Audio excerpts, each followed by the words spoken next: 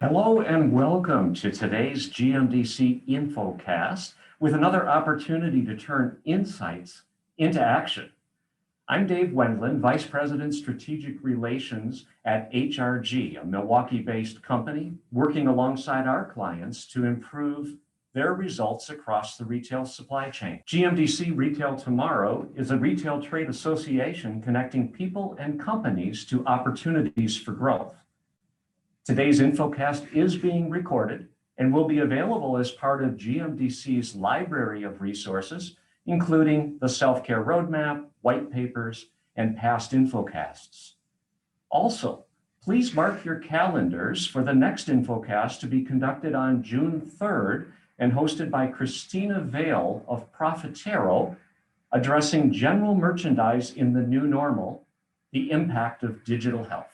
Today's InfoCast is entitled Lessons Through Adversity, and I am delighted to be joined by three outstanding panelists who will share their insights and ideas, and again, translate them into actionable takeaways for each of you. I want to remind you that you may submit your questions through the Q&A on the webinar forum and platform itself, and we'll do our best to address those questions as we go, and perhaps at the end of the session, time permitting, wrap up with a few others. As I mentioned, I'm joined by three outstanding panelists to explore how companies and brands have adapted during this past year of the COVID-19 pandemic. And we'll be talking about the lessons they've learned and what they'll use moving forward. As the prolific Maya Angelou was credited with saying, if you don't know where you've come from, you don't know where you're going. So today's session is going to talk about where we're going. And let me introduce our panelists. First, a widely recognized strategic thought leader and one of the most influential voices in retail marketing on social media, Michael Laquier, president and founder of What Brands Want. Building on his extensive experience of the Coca-Cola Company in shopper marketing, brand management, and innovation, Michael leads the effort at What Brands Want to help brands unearth insights to break new ground and enter new markets. Next, we have Peter Farrenkoff, Vice President of Sales, Household Stationery, and Canada National Accounts at SureTape Technologies.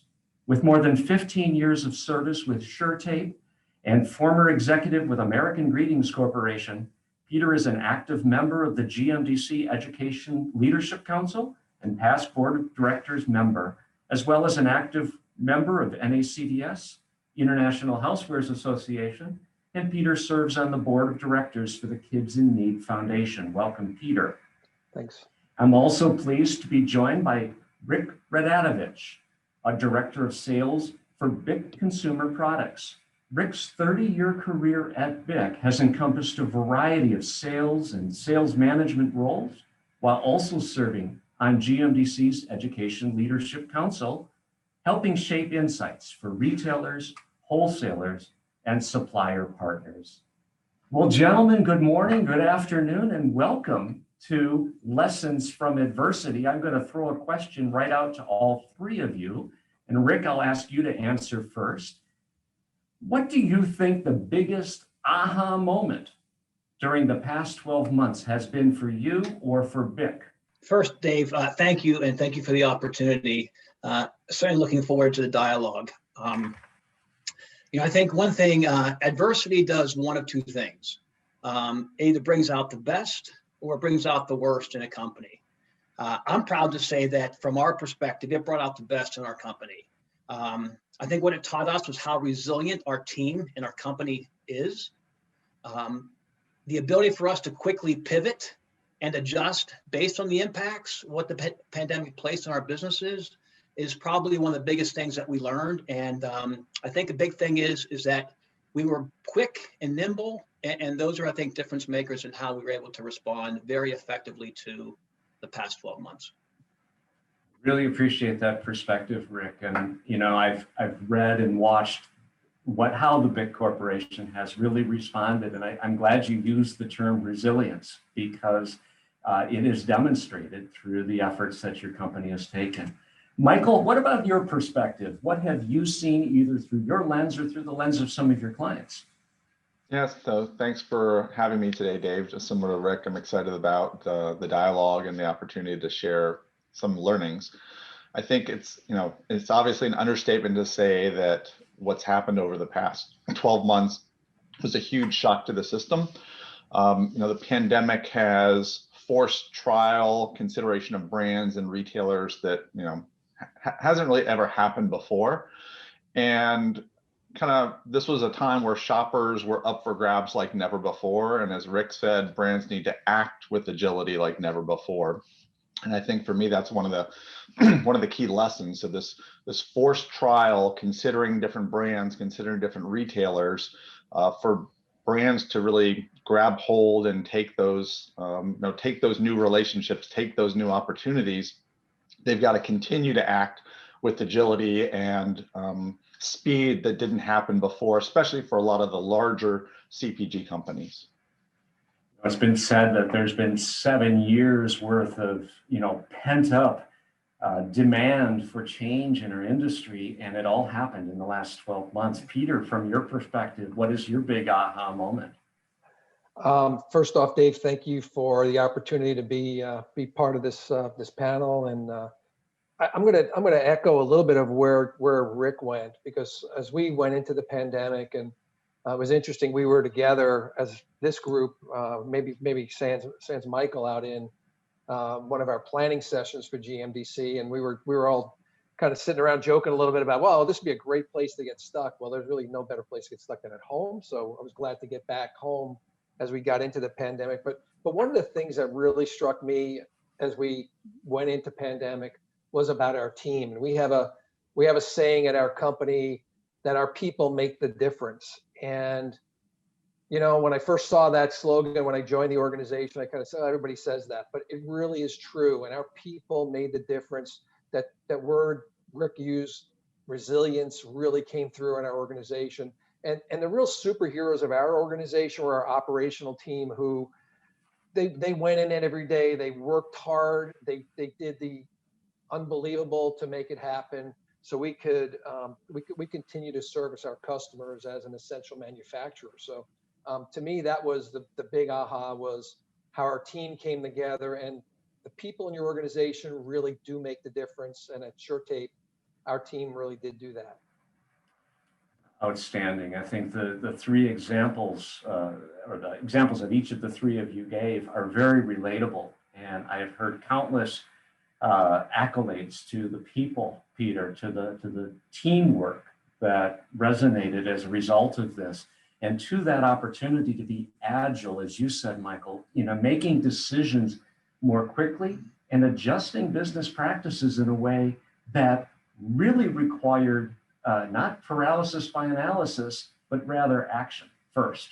So, Rick, I'm going to come back over to you for a second. I know, let's drill down to some of the specifics of a CPG who's struggling through adversity and being agile and resilient, as you mentioned. What did it mean for promotional efforts, new product introductions, and kind of your channel strategy overall? Can you speak to some of the adjustments you had to make in the last 12 months? Dave, I'd be happy to. One of the things about BIC is we're a very consumer-centric organization in terms of how we approach the business. We do a lot of research, both insights on the consumer and the shopper. And what we were able to do basically is, based on the expectations of the consumer and the shopper, we really adjusted to a more robust digital strategy around promotion. Many promotional vehicles were either limited, they were adjusted, or canceled outright. So it kind of forced us to pivot to a more digital and be much more robust in that digital approach. So that was how we managed the promotional aspect of the business. To address your question on innovation, from that innovation standpoint, we're much more focused on true differentiation versus, say, product line extensions. Less is more, if you will, but all rooted and aligned to the shopper and consumer insights that we've kind of done through our research. And our innovation is really things that we'll classify them as unique, and they would be considered additive to the categories we compete, And really that differentiation is what helps us to thrive. So less is more would be how I would sum up our approach to innovation. And then on channel strategy, certainly our channel strategy is one more on an omni-channel focus. We believe that our omni-channel focus over the last few years has put us in a great position to address the changing consumer needs, especially on how consumers are getting product. We are more active in things like OGP, online grocery pickup, click and collect, Instacart, again, with deep focus on the fundamentals of content, assortment, and search. So that's how we really manage our channel strategies, and had pretty good success as a result. That's it's a testament again to that ability to pivot, as you talked about, and omnichannel means different things to different people. Michael, I'm going to come over to you for a second. To me, omnichannel is a simple definition. It is another doorway for customers to enter, to interact with products. And I'd be curious at what brands want, how organizations have used omnichannel to impact their marketing approach, and where do you see that playing, not just today, but really beyond this last 12 months? Yeah, so Rick gave a great answer, and I think that's true of a lot of brands of how they've approached things. But I think there's also a lot of brands who haven't approached things well. So I think kind of the 3 phases of what brands did during the pandemic was to wake up, catch up, and scale up. And what I mean by that was, pandemic was a shock to the system, as I said, and lots of brands talk about digital transformation and digital preparedness and stuff like that. There's a lot of brands who talk about it and do it. There's a lot of brands who talk about it and talk about it. And what that means is there's haves and have-nots, right? So this wake up, catch up, scale up sort of mantra happens no matter whether you are just putting your toe in the water for omni-channel and digital and online grocery pickup, or if you have been doing it for years. So I think what happened is all of that accelerated, right? Everyone kind of woke up and said, we've got to do something, no matter the organization. You still have to catch up to what's happening. In some cases, as Rick said, they made some shifts and were able to catch up to what shoppers were doing, whereas other brands had to catch up to just get to table stakes in terms of their supply chain, their logistics, their relationship with retailers. So it's important to think about that, not everyone is doing the same, not everyone's in the same place. But all of that comes down to, for me, omni-channel is that shoppers want a unified experience. They're not thinking of, oh, well, that's the e-commerce team versus the sales team. I get why I can't buy the same thing at target.com as I can in store, right? They don't care about departments. They don't care about silos within a company. It's important for them that you deliver a unified experience. So as you're thinking about kind of that notion of scaling up, that's what we have to deliver, because that's what shoppers expect. And if you're not delivering that as a brand or as a retailer or at certain retailers only, then you're behind and you got to catch up. Love it. In fact, and I apologize if my head was kind of bobbing when you were saying wake up, catch up, scale up. All I could think of was a Bob Marley song. I don't know why. Peter, I'm going to shoot over to you for a second, because I know the omnichannel and you pivoted to digital as well, but there was also a change afoot in shopper behavior from a channel standpoint. Can you kind of give us a glimpse of what pivots and directional changes you had to make at SureTape to respond to this changing shopper? Yeah, I'd be glad to. Just a few observations that we saw with our product categories and as we work with our retail partners. And I mean, there was clearly a move for what we'll call essential retailers and non-essential retailers. And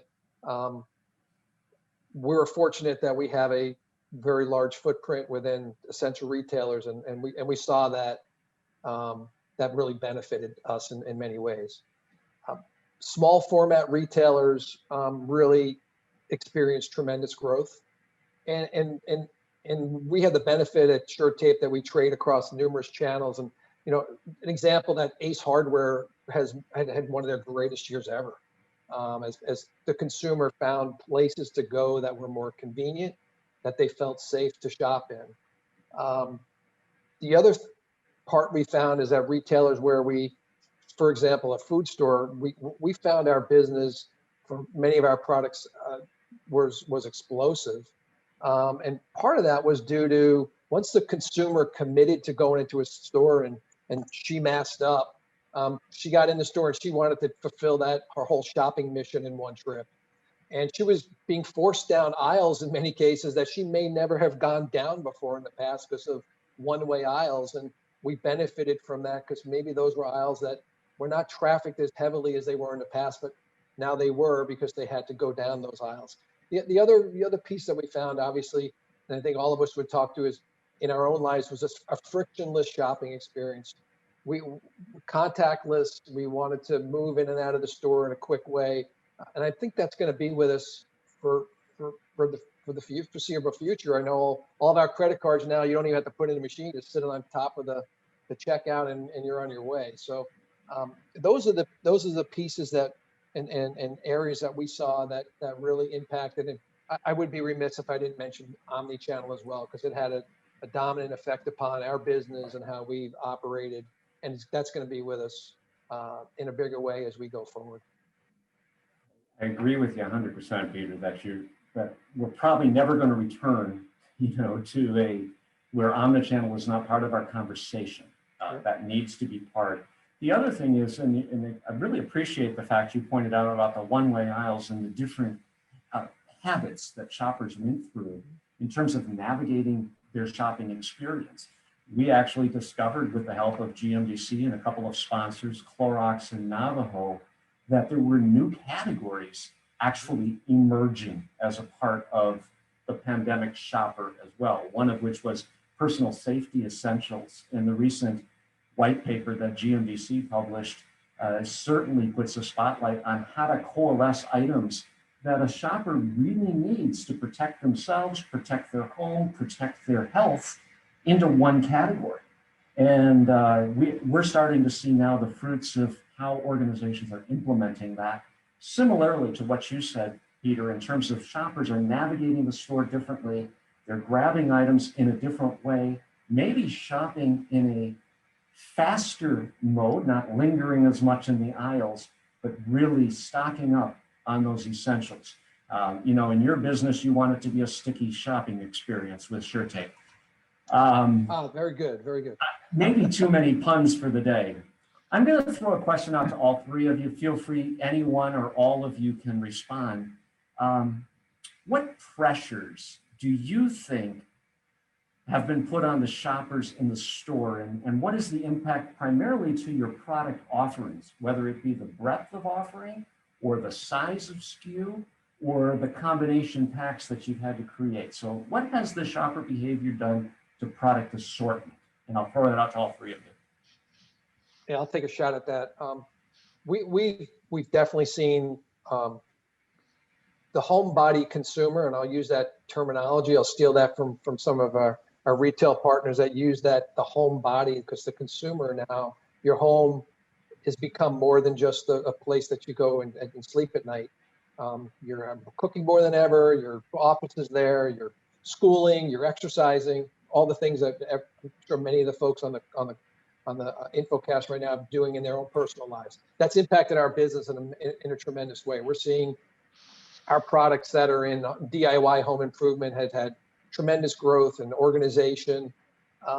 What we're also seeing is the consumers willing to, due to the shopping mission, stock up more. So they're buying into multi-packs, and we've created a multi-pack environment to address that need, that consumer need that came forward. So that's one of the key findings that we've identified and tried to meet the consumer expectation, is to provide that in assortment. The other component would be the potential for really trying to focus in on what I'll call the bulk and the A priority items, to make sure that we kept those in stock as best as we could, and that may have sacrificed what I'll call more the long tail component of the business, but it was more important during high demand to really focus in on those very, very high performing SKUs that had the most appeal across the store and the consumer base. Excellent, Peter. Thank you. Michael, Rick, do you want to weigh in on that question? Yeah, certainly. I'll jump in. Kind of build off a little bit of what Peter said. One of the things that we found is that there was emergence of some new essentials in the category, and I can give you a case in point. So our lighter business. So for example, lighters really have become an essential since COVID, and why is because consumers staying at home more. Because they're feeling stressed, they're lighting more candles from an aromatherapy perspective. They're cooking out more. They're staycations, so they're actually having more uses for fire pits in the backyard. Things that they get the family together, and those are evolving around, again, cooking out, doing those family activities. So we've seen the lighter category really become an essential category, in as much as the category last year grew by 40+%. And we're seeing that trend continue into 2021. So again, these are habits that we believe are going to stay. And certainly, again, it's elevated at least our segment into a much more of an essential category. So I think clearly that's maybe an unintended consequence, but certainly I think it's going to create for that stronger home environment, the opportunity for families to kind of bond, because there's really no other options for them to do right now. So that's one of the things we've seen kind of evolve here. That's an excellent example, Rick. Sorry, Michael. And as you begin to think about the implications for your business, that creates a new category messaging, that creates some potential category placements, some adjacencies, some promotional ideas, and maybe some collaborative partnerships downstream. So I really, an epiphany such as a growth category that otherwise had been relatively stable, right, creates new opportunity for BIC. Very exciting for you guys. Michael, you wanted to weigh in. Sorry about that. Yeah, I think kind of the first part of your question, you asked about sort of how shoppers have behaved during the past year. So, and then I'll come back to sort of consumers and the brand piece. But I think it started with avoidance, then it went into kind of wariness, and now I think cautious optimism is what we're seeing across the brands I work with, across retailers, et cetera. At first it was don't go into stores, and then it was go into stores and ransack the stores as quickly as you can, put as much into your cart. I might need this, I might need that, grab it, put it in there. And as they're doing that, though, they're kind of wary of the shopping experience. And God forbid you see somebody coming down the same aisle the other way, you move out of the way, you avoid them, you don't want to talk to anybody that like you used to. So the whole sort of lingering shopping experience, it definitely is not what it used to be.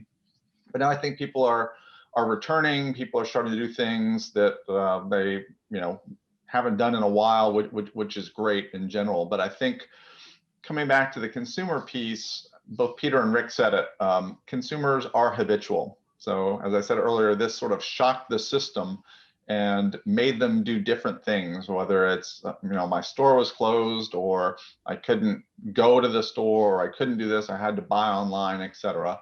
So because all the shock to the system, people are more open, more willing to try different things. They are doing different things. I love the fire pit example. We bought one and have one in the backyard. But I think the other corollary to that is consumers are habitual, but so are brands.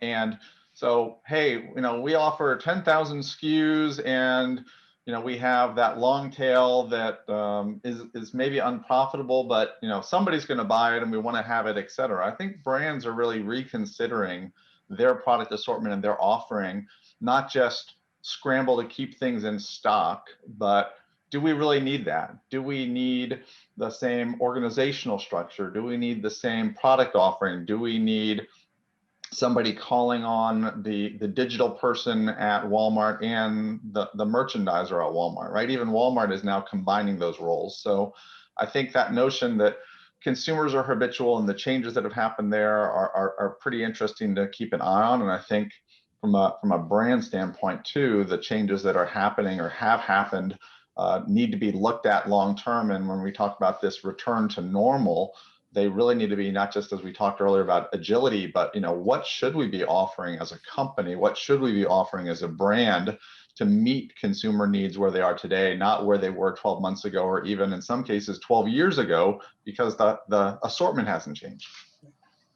Excellent points. And as a result of some of what you're describing, Michael, as well, the shopper behavior change because of supply chain limitation in some cases, consumers shifted to another brand, in some cases the private brand.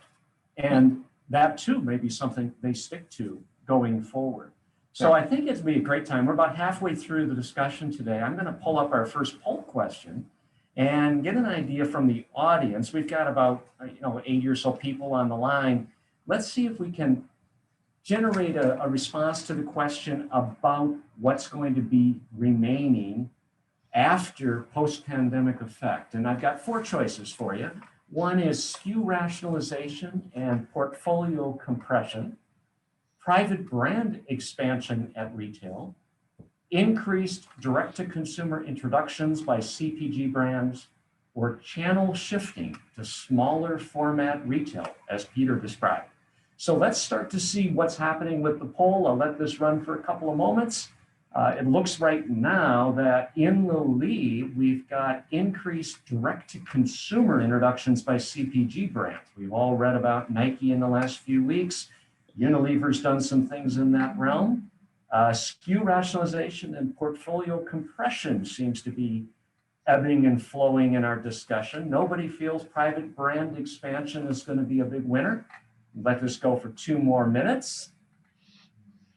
So Dave, while you're doing that, as Michael was describing that shopper in the store, that was me in the early pandemic, as I was scrambling to get out of the way of a person coming down the wrong way aisle, and I'm looking at him, and then I'm realizing I'm going down the wrong way aisle. So those were real cases that he was being descriptive of, and as we move past that, and we're all getting a little bit more comfortable in the shopping environment in the stores, and seeing some of the growth come back. Those memories will be everlasting about how we were shopping. I agree with that, and our analytics at HRG looked at a couple of category performance, and we saw this huge stock up in key categories: household cleaners, first aid, oral care really accelerated in the March timeframe, March, April, and they began to decline a little bit. But as Rick was saying, and I think all of you echoed, they never really got back to the pre-pandemic levels. They have remained high. So consumers found these products, not only used them, but they went back and bought them again. I'm going to close the poll, and the results suggest that more of our listeners are interested or think that the post-pandemic effect in increased direct-to-consumer introductions by CPG brands may be around for a while. As well, the SKU rationalization and portfolio compression came in second. Channel shifting to smaller format was less of interest to our, or less likely to be around according to our listeners today. And private brand expansion at retail did not score a single point. So we either have a bunch of branded people on the line, which is great, or we think private brand has reached its saturation point. So I'm going to close the poll. Thank you, everyone, for participating in that. Very interesting as you start to look at the portfolio differently. And Michael was alluding to this. He said, the stuff that had been around just because it was part of the tail, because one person might buy it sometime, needed to be eliminated. It was high time we began to flush through some of these less than stellar performers within a 10,000 SKU portfolio, which I think Michael used as his example. So Michael, I'm going to turn it back over to you. How important is product innovation going forward? Is there still room for innovation? And then secondly, in what ways do you balance SKU reduction with these new item introductions? Michael? A couple things. So based on that poll, nobody has been paying attention to what Target is doing with their private label expansion. So thought that was kind of interesting. So if you haven't paid attention, you probably should. Secondly, in terms of innovation, it's always going to play a critical role. It's always important. And I think Rick kind of touched on, there's incremental innovation and then there's transformational innovation. And so, adding I'm going to pick on Rick's lighters for a second, adding a little, thumb guard to a lighter is incremental innovation that probably doesn't give you a lot of bang for your buck. But coming up with a new way to light the fire pit might, right? So I think innovation is always going to play a role because our lives change. We have different needs, new occasions crop up. And as brands, we need to be on top of what that consumer behavior is, and we need to deliver it. We need to understand it. In some cases, we need to drive it with some of our product offerings. So going back to the 10,000 SKUs and reducing some, my former employer, Coca-Cola, got rid of some very popular brands that they called vampire SKUs, because those SKUs were taking effort and energy from the remainder of the portfolio and taking attention away from innovation and delivering on what people want today. So I think it's always going to be critical to meet consumers where they are and to better meet their needs. Innovation is always going to be a requirement. Great points. I want to remind our viewers that if they want to submit a question, feel free to do that through the Q&A on the lower portion. We've got a couple queued up that we'll get to in a little bit. And I'm going to pivot over to you, Peter, for a moment. We've talked a lot about brand extension as well as brand reduction. How has SureTape managed the meetings with category buyers in light of travel restrictions and headquarter restrictions? What has worked? What hasn't worked? And what advice would you give to those listening today? Peter?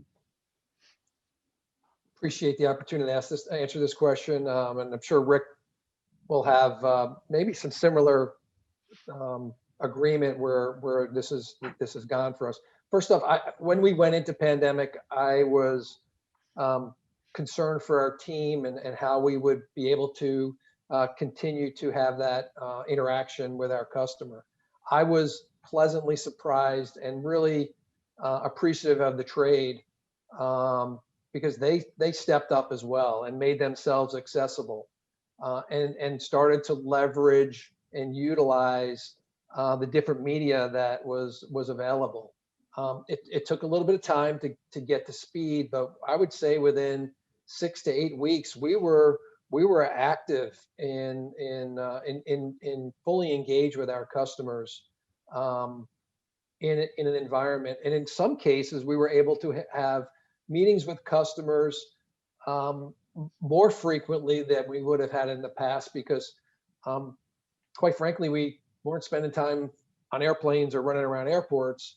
We were in an accessible location and we're able to carve out time from our schedules, more time in our schedules to be able to have those meetings.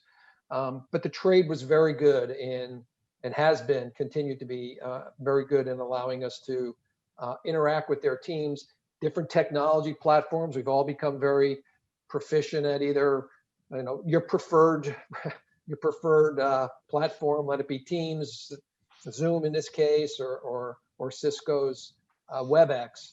But we've all adapted to that. The other component that we took full advantage of was outlets like and trade organizations like GMDC and giving us the opportunity to meet with our customers in virtual forums and like an SEC platforms that we were able to conduct. We had very productive meetings there as well. So using a myriad of different approaches, I would say as we get deeper into the pandemic and start to come out of it, I would believe that we're going to continue to have meetings in this type of environment, in a virtual environment, and supplementing that with face-to-face meetings as we move into the back half of the year, but still using this forum to be productive and to be, Rick used the term earlier in the conversation, being nimble with our clients, so we can move fast and change as we need to. All right. And I think that, and Rick, I'm going to have you weigh in on this question as well. I'm not sure I had earmarked it for you, but I think I'd love to get your perspective from a big standpoint. And Peter, I'm thankful you recognize Patrick Spear and what GMDC has done. Last year, they made that difficult decision. An organization really built on these connections between face-to-face meetings, and made a decision rightly to move to virtual. And really earlier than most organizations going into 2021, Patrick stuck to his guns and said, we're going to remain virtual and improve the process and facilitate those discussions between buyers and sellers. And I really believe that GMDC has set a bar quite high in terms of the productivity of those meetings. Rick, I want to get a little more specific if I could. Tell me the kinds of tools, how does a meeting go with a category buyer when you're trying to sell a big lighter or a big pen to them or a shaver? What's changed? What are they expecting from you? And how have you prepared? And then Michael, I'm going to have you weigh in on this. What have you seen through the lens of your customers? Are they ready for this virtual change? So Rick, you first. Yeah, a lot of things that Peter said, I think is right on the point and right on money. One of the things that we see as the expectation is to get to the point quickly, right? And if you have an opportunity, number one, don't waste people's times. I mean, get to the point, talk about the opportunities, talk about the benefits, look at the overall impact to what you're going to bring to the category. The way we look at it is hey, everything we're going to talk about is going to be about the consumer, it's going to be about the shopper, and it's going to be about the category. Right. So if we focus on those things and get to those 3 bullet points in our conversations with our trade partners, we find it, number one, to be very effective. It's very appreciated because we're talking about things that are most relevant. And at the end of the day, we've been able to maintain, I think, a pretty good level of business continuity as a result.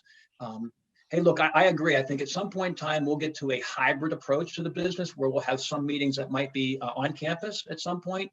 And still have the remote or Teams or Skype or whatever it might be as a fallback. But at the end of the day here, I have to give the trade a lot of credit because they stepped up the game as well. And again, maintained this business continuity that helped us to all push forward so that we all meet the shopper and consumer needs of what's expected. Excellent points. And, and both you and Peter commented on the adaptability to technology in particular, and how you use that as a platform. Our firm worked with a couple of beauty manufacturers and did animated renderings of planograms to basically indicate how items could move in and out of the category and how shelves could be set more effectively.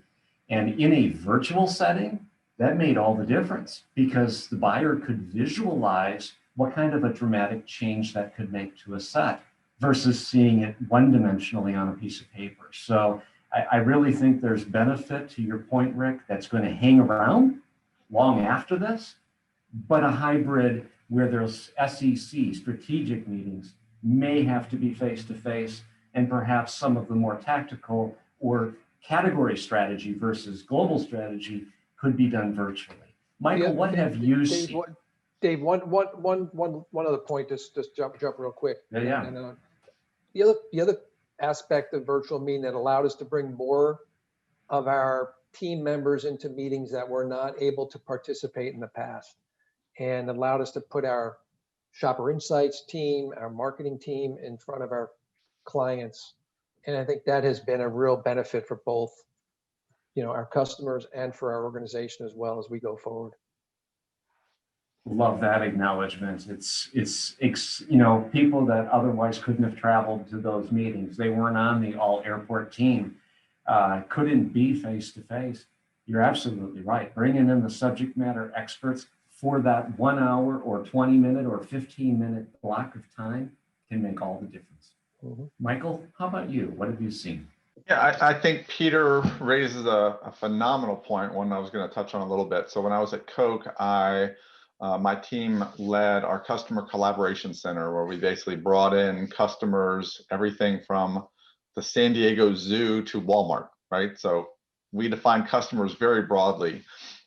We brought them in for the top to top, and the reaction was always phenomenal because pretty much everyone who worked on the business could show up. And when the buyer realizes it's not just Rick and the sales lead for Target who are working on that business, but literally sees, 10 people from insights and people from supply chain and all over the company, this is what we have focused against you. They get it. They get the work that needs to go into it. They get the value that you're placing on that relationship. And when the VP of sales and 3 other people fly out to go see a buyer, that's not readily apparent. And so, to Peter's point, Zoom allows us to do a lot of things that we couldn't do before. But I think we're still in this period. I talked about it with consumers earlier, and you loved the Bob Marley reference of wake up, catch up, scale up, right? Peter talked about those few weeks where what the heck are we doing, right? Do you have Zoom? Do do we use WebEx? Do we use BlueJeans? I don't know. How do we get in touch with people? And then it was about catching up, about doing things, having those meetings. And then I think, to your point, Dave, the scale up is all about how do we better use this technology, right? We're seeing each other.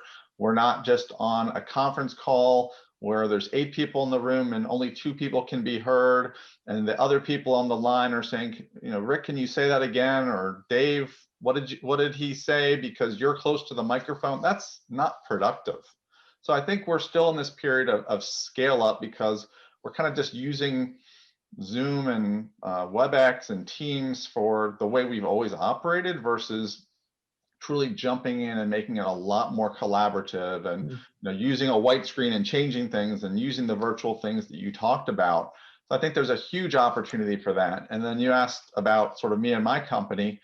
I feel actually a little bit more connected than I've ever been. I see more people. I have clients that I would talk on the phone every so often, would only maybe talk with one of them. Now I get to see everybody. Everyone wants to be on Zoom, which is great. I have a client here in Atlanta that I would go to once a week on Tuesdays and see 2 people.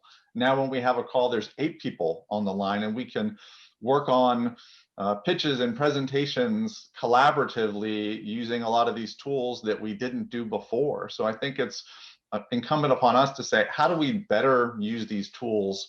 The face-to-face meetings, the top-to-tops, those are still going to happen, probably not as frequently, but how do we better use the things that we have today? How do we digitally transform our relationships, not just the business?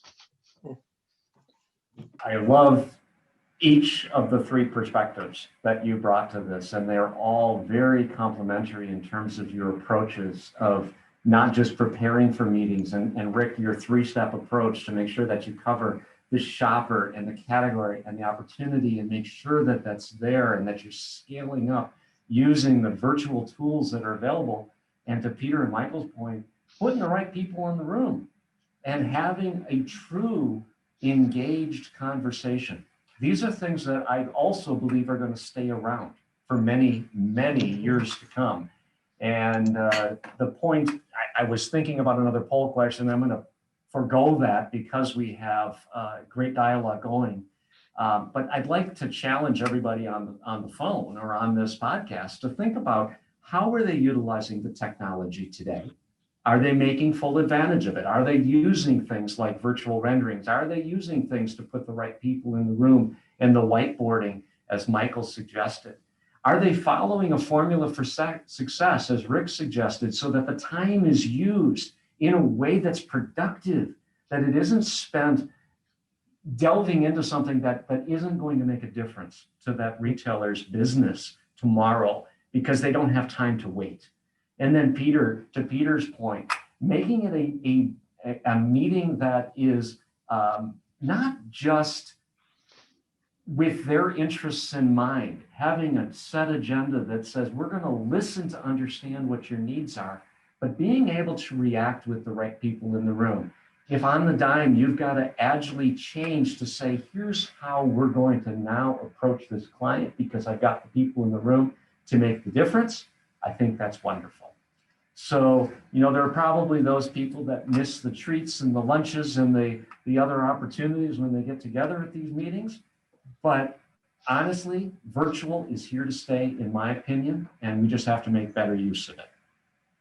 We are coming up with about 10 minutes left, and I want to cover off one of the questions that was asked. It goes back to the SKU rationalization. And I think, Peter, I'm going to have you tee up the answer first, and then Rick and Michael, feel free to chime in.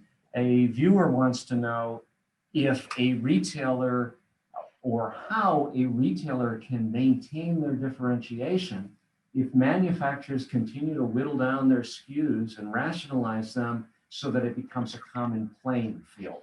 So help us understand how you can still bring differentiation as a manufacturer and that retailer can still gain an edge. That's a good question, and one I think the couple of strategies we've taken to do that and differentiate is through your promotional strategies that you put together with that consumer, with that customer, to meet their needs of their consumer, and those are promotions that are not necessarily price promotions at the store, but are digitally based promotions that we're leveraging a lot of the digital resources that a customer has and using those to provide the differentiation for the different products that we provide. So that's a danger that you don't have, and that's where I think we switch over to some of the commentary that Michael had about innovation, that you bring. You got to keep bringing innovation to the category as well. There's going to be those tried true SKUs that you have. Use a different promotional strategy to differentiate, but you got to have to come with innovation to continue to keep that core SKU a core SKU and very productive. Rick and Michael would. Yeah, one thing I would add, I'm sorry to jump in, is that I think you can also differentiate via your omni-channel approach. And that I think is your endless aisle. That becomes the opportunity for you to differentiate yourselves. Agree with Peter wholeheartedly, also your promotional strategies, but I think that the omni-channel really affords you a unique opportunity. And what we're seeing is that digital penetration, that omni-channel penetration is increasing tenfold. So they have now become, the people who are early adopters were always in the omni-channel world. Now we're seeing people that typically might not have been in the omni-channel, being a fan of omni-channel, now have realized some of the benefits of it. And so you've expanded this digital penetration, and omni becomes your differentiating vehicle, as I see it. And I'll defer to the manufacturers and brand leaders we have on the call to the question, but I think there's also some differentiation you can do in terms of merchandising. But I think definitely the digital gives you an opportunity, as both Rick and Peter said. The other piece I want to add to that's corollary, you didn't ask about it, but in talking to a lot of my clients, what we're finding is there is, as we talk about omnichannel and what omnichannel means, there's a difference between omnichannel, in-store, and digital. And the digital-only shopper typically, as we were talking with Target, is 4 times the value of the in-store shopper.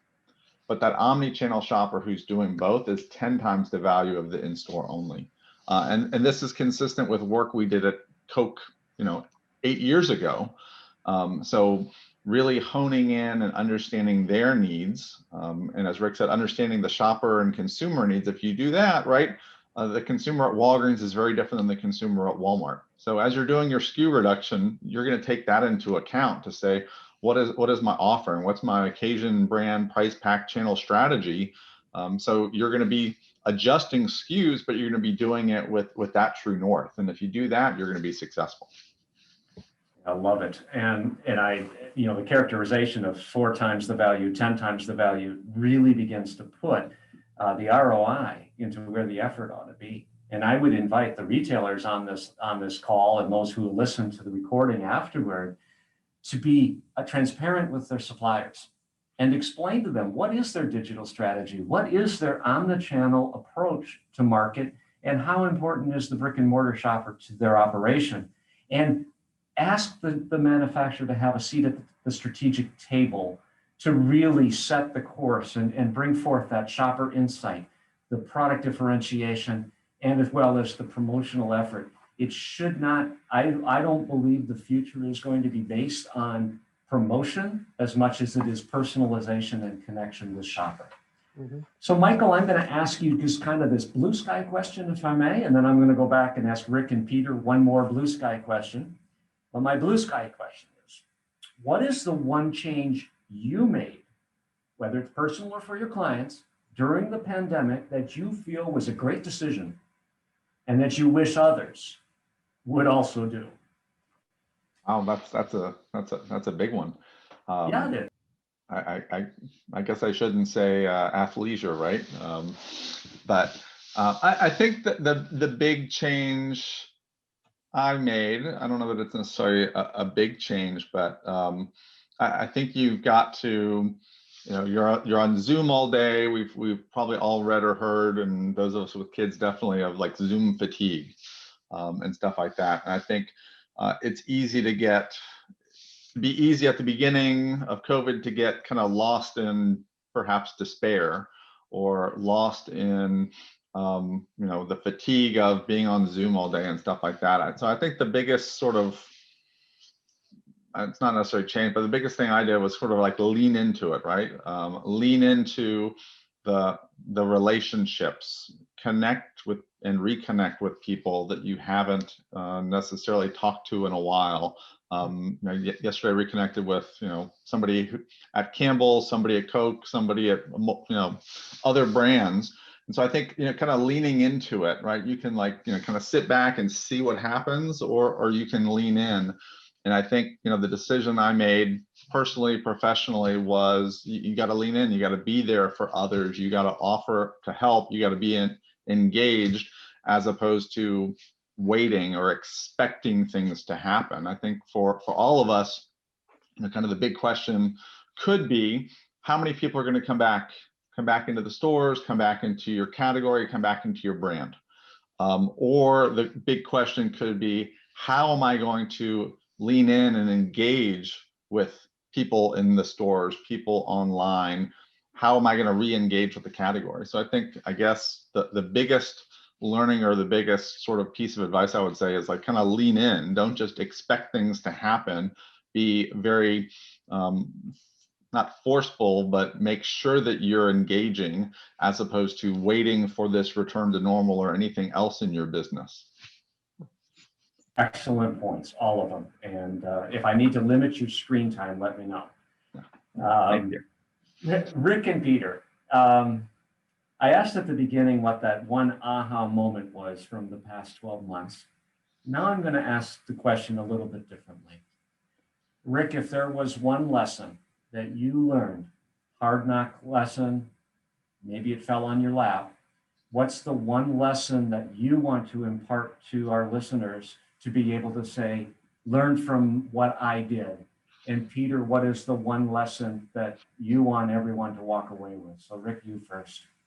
Yeah, certainly. One of the things that I've learned is that when you are working remotely, you are always on.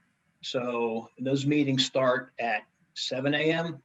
Sometimes they're ending at 6. And then you're actually trying to play catch up because you have all this other work that you didn't get done. So my big lesson and big take home is you've got to take a time for yourself. You've got to decompress, and you've got to step away, because you have no commute time any longer to decompress, to kind of think about things. I've always done some of my best thinking on the commute, right? Back and forth. That time is gone. You have to find that for yourself. If you don't, I think you're doing yourself a disservice. The work is always going to be there. but you have to separate it. And that's probably the biggest lesson that I would encourage everyone to take a page from that, because I think it's important. Valuable Yeah, one. That's a great advice and learning. And one of the things that our organization has been pushing out to us, that we have to all take time, because you're right, Rick, you get caught in it. The learning I had, I'm going to come back to where Michael was, and that's, you have to be proactive in your approach. If you wait for something to come, it's not going to happen. And one of the approaches we started in our business very early in the pandemic was getting together and creating a community of our team and our external partners, and to keep that community together for each other, and also to be able to communicate with each other what was going on in the business very quickly. And that has been there, and that community just continued to expand. So I think that's both Michael and Rick gave great examples. I kind of jumped on, but to me, those are the things that we've that work for us. Is that you can't wait, you got to go get it. And that's worked for myself and for my team. Well, I personally have learned a great deal today. I've learned from 3 experts in their respective industries and some great ideas. And I really want to thank Peter and Michael and Rick for their time today as panelists, as we looked at lessons from adversity that we've learned over the past 12 months. As a reminder, this session has been recorded. It will be available as part of GMDC's resource library. Please share this with others if there's takeaways. Get in touch with Rick or Peter or Michael or myself if you want to understand more about what our particular lessons may have been or how we could work with your organizations. And please mark your calendars for June 3rd for the next INFOCAST, which is going to focus on general merchandise in the new normal, the impact of digital health. I do want to again thank our listeners, thank GMDC for hosting this INFOCAST. And since we are at the top of the hour, I want to thank all of the listeners and wish you a safe and healthy week ahead. Thank you so much. Take care.